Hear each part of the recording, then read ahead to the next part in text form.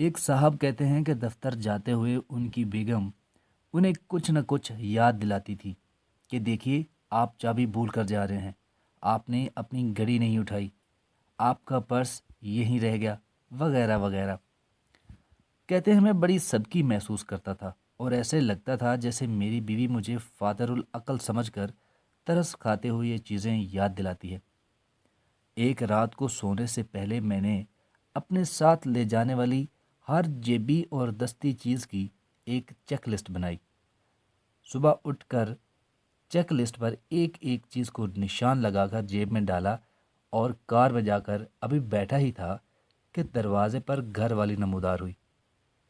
एक तजाहिल आरफाना शान से अपने सर को हिलाते हुए मुझे मुतासिफ नज़रों से देखा। मैंने भी वहीं से बैठे बैठे उसे कह दिया कि बस बहुत हो गया, आज मैं कुछ नहीं भूला और तुम्हारी इन सब गुज़श्ता इनायात की बड़ी मेहरबानी।